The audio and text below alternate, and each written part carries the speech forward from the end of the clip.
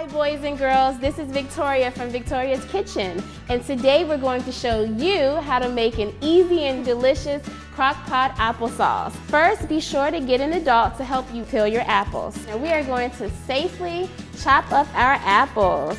Because it's very hot, you want to let your adult helper put the apples in the Crockpot for you. Add our organic pure cane raw sugar, some organic cinnamon, slice up a lemon. Take our tablespoon, squeeze the lemon. Take the lemon juice and pour it into the Crockpot. Mix up all of our ingredients in our Crockpot. Next, we're going to get 1 cup of water to pull in our applesauce. Give it one more stir. We're going to let that simmer on high for about 3 to 4 hours or until your liking. One last stir. With the help of an adult, pour in our applesauce.